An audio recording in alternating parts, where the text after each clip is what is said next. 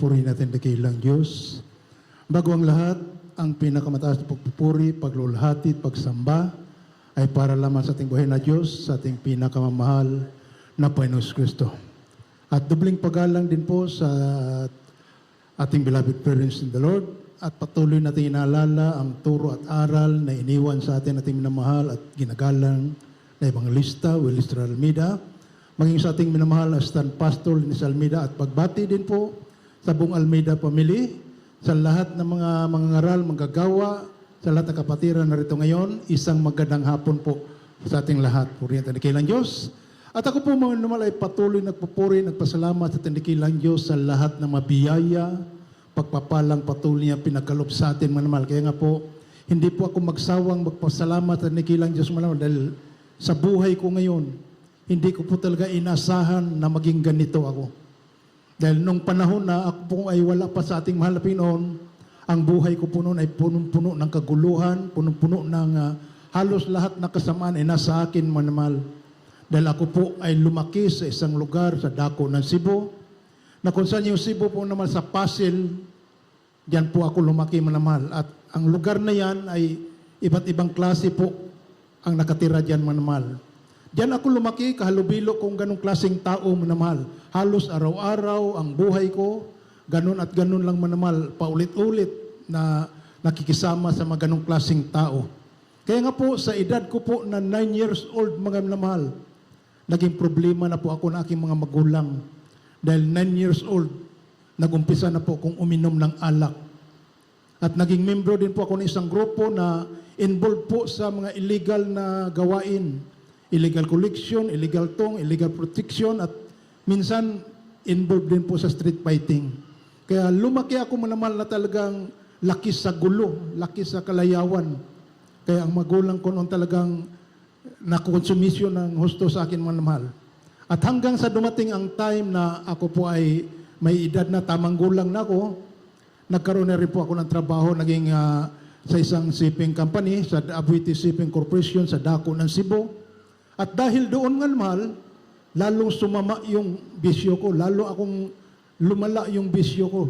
Lalo na yung pag-inom ng alak dahil ang katwiran ko, may pira na ako, mayroon akong sariling pangtusto sa bisyo ko. Kaya yung isa po yan, masama sa lahat, yung pag-inom ko ng alak, na kung saan sa lugar na yun mga mahal, ang tawag nila sa akin, binansagan nila ako dudong imbudo. Dahil kapag uminom ako ng alak, tutunggain ko lang po yan, pagbaba ng bote, halos wala ng laman. Ganun ang buhay ko, punong-puno ng kasamaan. Kaya nga po nasabi ko, hindi ko talaga inasahan na maging ganito ako ngayon, manamal.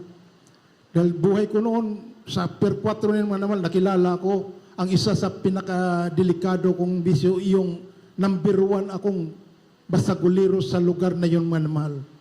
Hindi po ako, nung time na yun, manamal, hindi po ako tumatakbo ng kahit anong klaseng away, kahit anong hawak mo. Dahil ang katwiran ko noon, pareho lang tayo tig-isang buhay, kaya una-unahan lang.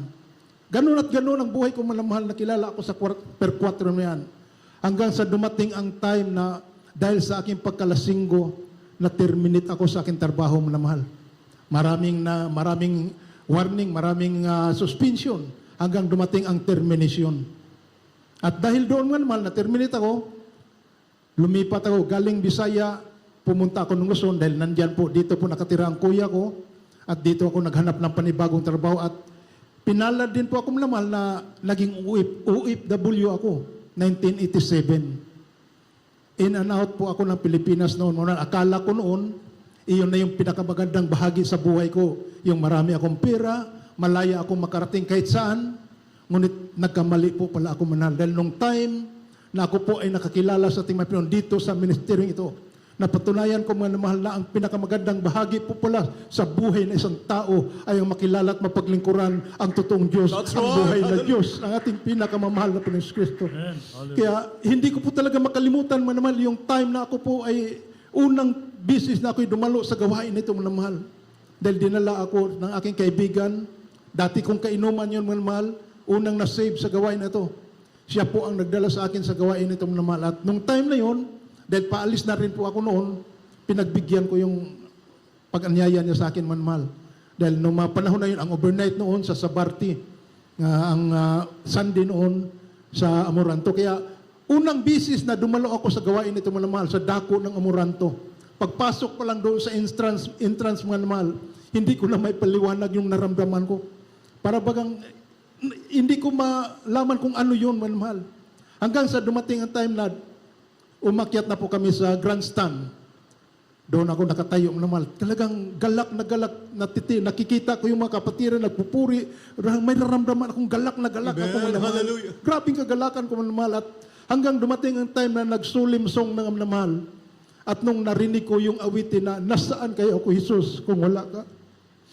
Doon nung inawit yung awitin ng manmahal, hindi ko mapigilan yung luha ko, tumulo yung luha ko, manmahal. Halos hindi ko malaman anong gagawin ko dalang. Hindi ko mapigilan, tumulo ang aking luha.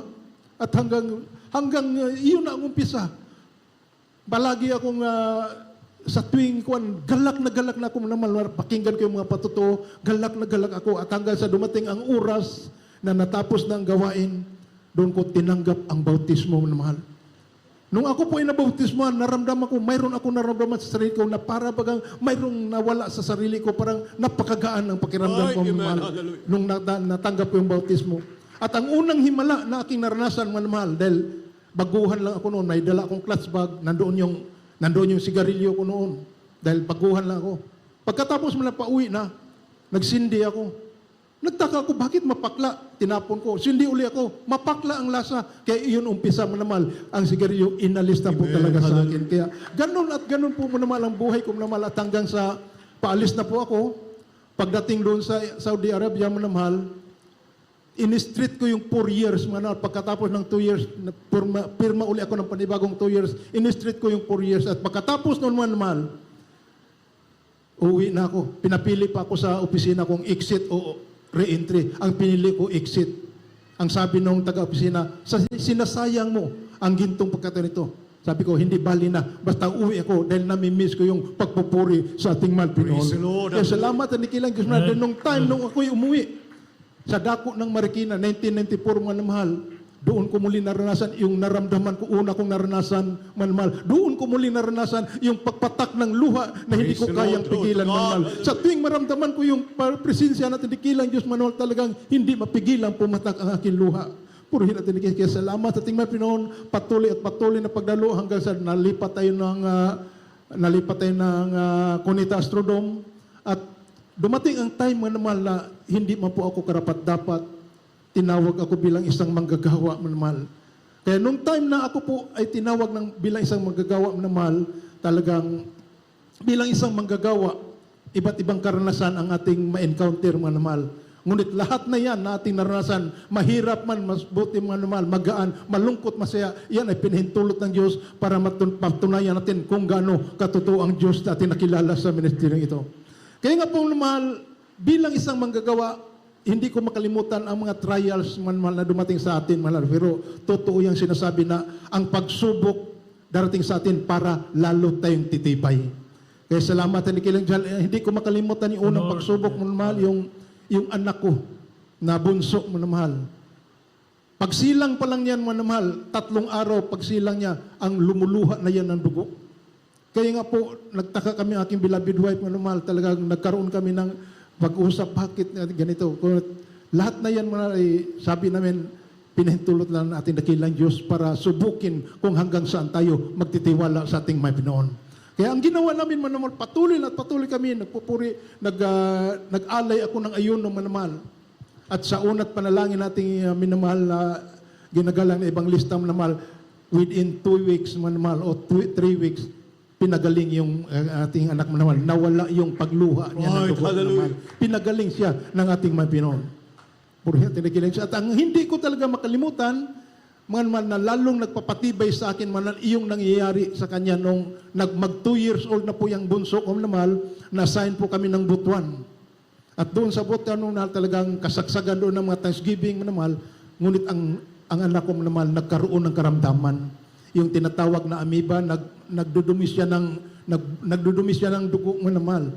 At dumating yung mga panahon na yon, makikita ko sa aking anak manamahal na ang kanyang mata ay nanlalim na, nangitim na ang kanyang labi at ang kanyang hinga pa isa-isa na lang. Kaya ang sabi nga ng iba naman, isang bulati na lang daw ang hindi nakapirma. At nung time, manal, talagang wala kaming ginagawa, wala kaming ginagamit na medisina, kundi panalangin, pagsusumamo sa tinikilang Diyos. Ang sabi namin, mahal Pinoon, kung kukunin mo ang aming anak, wala kaming magawa. Ngunit kahabagan mo kami, maawa ka sa amin, ibigay mo siya sa amin, manal. At ganun ang ginagawa namin, manal. Halos hindi na kami mag-uusap na aking beloved wife, dahil nga po, ang aking anak nandoon sa karamdaman, manal. At ang aking beloved wife po, manal, yun din po pala ang kanyang panalangin. Mahal Pinoon, kung kukunin mo aming anak, wala kami magawa. Ngunit kahabagan mo kami, ibigay mo siya sa amin. At isang bisis man, mahal, na habang nandoon ang aking anak sa ganung karamdaman, nagtaka ako mga aking beloved wife, nagluto ng lugaw. Imagine mo naman, hindi na, ayaw nang kumain yung anak ko, ayaw nang dumidi. Ngunit nagluto ng lugaw yung beloved wife ko, mga mahal. Yun po pala, yun ang hiningi niyang palatandaan. Kapag kumain yung anak ko, talagang ibibigay siya sa atin ng mahal Pinoon. Sa amin ng ating mahal Pinoon. At dumating ang time na yung naluto na yung lugaw, lumabing na, sinubukan niyang subuan yung anak ko. Ngunit nakatikom ang bibig, hindi talaga ibinuga. Kaya umiyak agad siya, umiyak uli siya sa ating mahal Pinoon, mga mahal.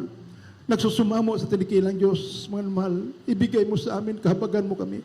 At nung bago niya isubo yung lugaw, mga mahal, umawit siya ng papuri, I live for Jesus. At nung pagkatapos ng mahal, isinubo na aking beloved wife, binuka ng aking anak ang kanyang mga labi. At yun ang umpisa, siya po ay nakarecover, manal. Totally nakarecover, manal. At hanggang ngayon, 15 years old na po yung bunso ko. Kasama namin, nandyan ngayon, manal.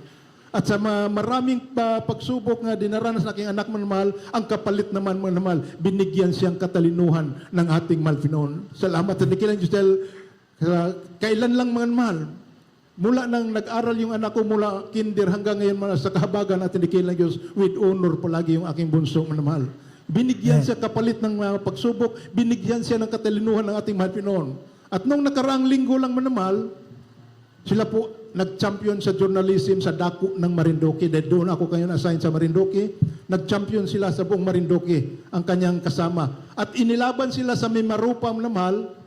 Napakarami school yan. Sa Kabagan, nakakuha din po sila ng panglimang fifth place po sila, manamahal. Kaya salamat sa dikilang Diyos, talagang binigyan ng karunungan aking anak, kapalit na kanyang mga pagsubok, manamahal. Kaya patuloy akong magpupuri, pasalamat sa dikilang Diyos sa lahat ng mabiyaya at pagpapala na patuloy ang pinagalap sa atin. At hanggang sa ngayon, manamahal, patuloy kami pinanghawakan at dikilang Diyos sa unat panalangin nating manamahal at ginagalang ibang lista, Willis Renmida. Salamat sa ating mahal Pinoon at hanggang dito na lang po, manamahal, ang pinakamataas na pagpuri, pagsamba, paglulati para lamang sa ating buhay na Diyos, sa ating pinakamamahal na Panginoon Kristo. Amen. Amen. Hallelujah. Praise the Lord. Puri po ang ating mga